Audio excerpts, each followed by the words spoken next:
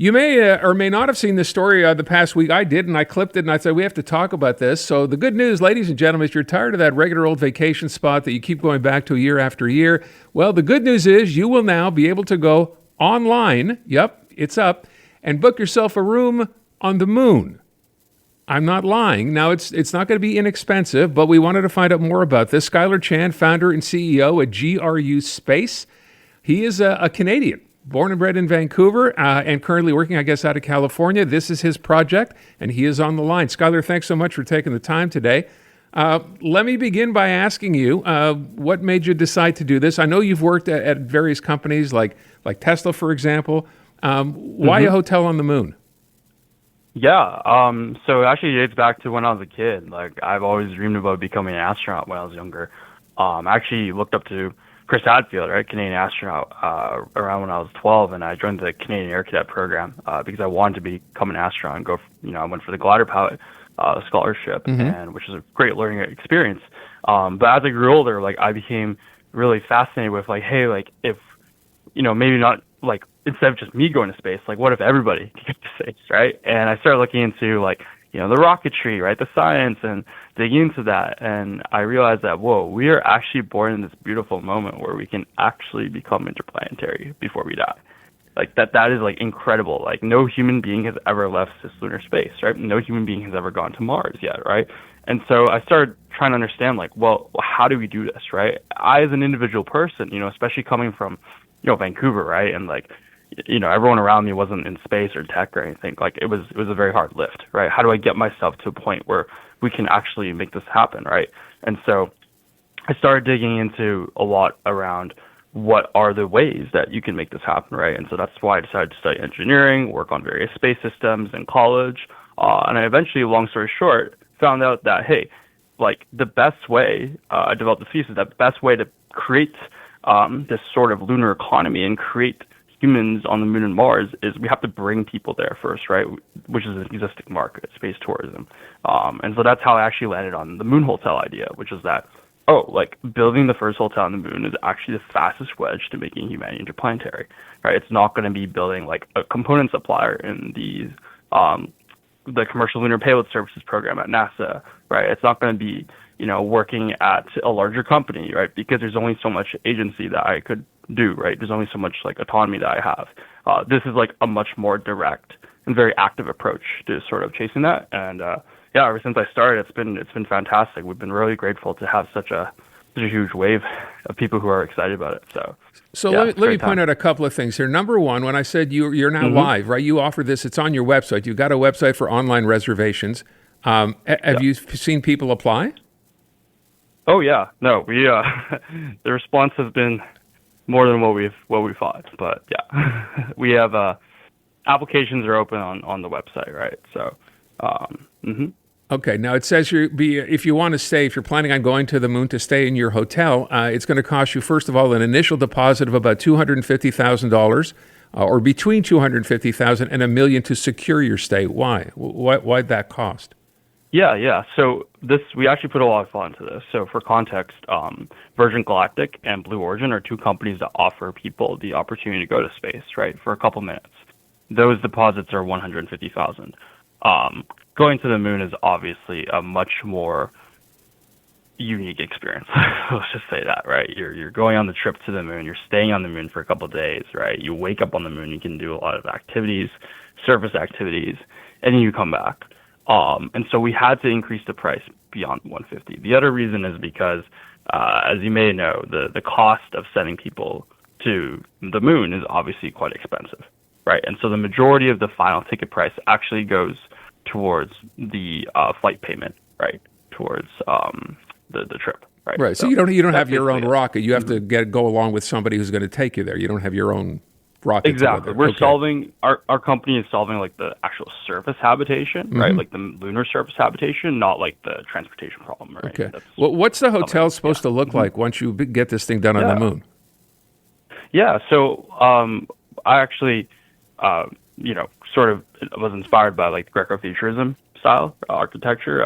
My mom was actually an architect, and so, but the hotel, as you can see on the website, it looks like something similar to the Palace of Fine Arts, which is this like beautiful structure in San Francisco, and it's really meant to look like that because we really wanted to make it feel like this is a symbolic part, like inflection point in human history, right? When humanity decides that, hey, we're going to live on the moon of Mars, and the first structure that's built looks like that. I think it's really monumental. Now, that being said, everything that we put out has been like clearly stated, under your artist impressions. Like these are like what we aspire to reach. Obviously, this starts with like, can we even build something on the moon, right? Remember that humans have never constructed anything on the moon yet, right? And so that's actually why our roadmap, we've factored in, like we've worked backwards from that very like ambitious end goal to think about like what are the necessary steps we have to achieve that. And so one of the steps is our first mission where we want to build the world's first brick on the moon, right? You want to build a brick using you have to what? Start by building using something called lunar regolith. So lunar regolith is basically the topsoil on the moon, and you can use that like material to make building products, right? And that's something that we've tested in the lab. Yeah. So you would build the components for this hotel using items that are already on. You're not bringing anything with you there to build. Well, so we're using it. We're using both, right? If you think about like when we sail to the New World, right? Like you had to bring some stuff, right, with you, like the food supply, I see. the Okay. ships, the building materials, right, the axes. But eventually, the goal is to use mostly, it's a spectrum, right? Use mostly resources on the moon, and the reason why, again, is because the cost can go down because you're not having to pay for everything from Earth to the moon. Right.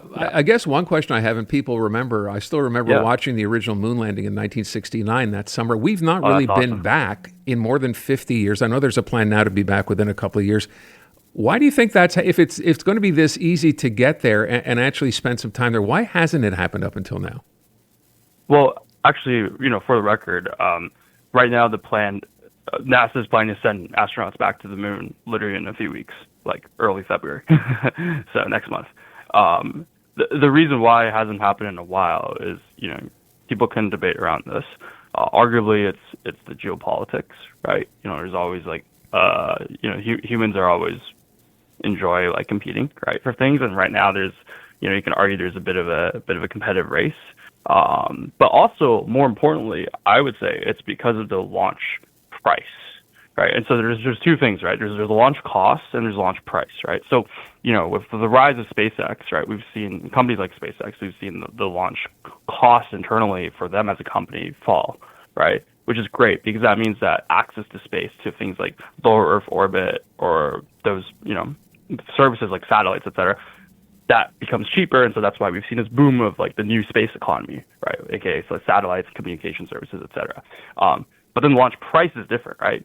That happens when you have at least two competitors, right? And so with what we saw with Blue Origin, actually last year, there was this mission called Escapade, which is a mission to Mars, right? This is actually developed at Berkeley, and one of our advisors at our company was the principal investigator of that project. Blue Origin proved that they could bring the launch price down because they have now a launch vehicle that was just proven, that mission for NASA, that competes with SpaceX. And so because of that, we're going to see a fall in the price that we would pay, right, these launch providers, which is great. Okay, I got to wrap up, but I want a couple of questions really quick. People here at a hotel, how many rooms are going to be in your hotel? Are you going to have a spa in your hotel? And what the hell do you do on the moon if you're staying in a hotel? Don't you have to contend with radiation and dust and everything else? Yeah. Like, look, I mean, there's a lot. Actually, that's interesting, right? Radiation and dust; those are two very important problems, right? Actually, those are like two of the couple, engineering problems that we have to solve along the way. But those are like on our roadmap. It's actually directly in our mission 1 and mission 2 roadmap is to de-risk those things. As in terms of like what the hotel, actually looks like in terms of like the amenities or like the activities you could do, like. There's planned like moonwalking that you could do. There's lots of like surface activities. Of course, yeah. And so these things, like you would imagine that like these things are like third, fourth order effects in the sense of like from a company standpoint, we have to first solve like the core problem, right? All for habitation, sure, right? And so we've written in our white paper that these are like our planned activities, like these are estimated things, right? But it would be absurd for anyone to think that like these things, it's like concrete, right? And so we just want to make it clear that like these are what we're into hoping to do, right? But it's not like that's going to come first. I got What's going to come Listen, first is if let's we build the can hotel. if we can Yeah. send people to the website who want to see this, where do they go? What's the website? Yeah, it's www.gru.space. All right. And I wish if you you want to luck. reserve, it's Yeah. You want to Yeah. go ahead. If you Yeah. want to reserve what? if you want to reserve, it's gru.space /reserve.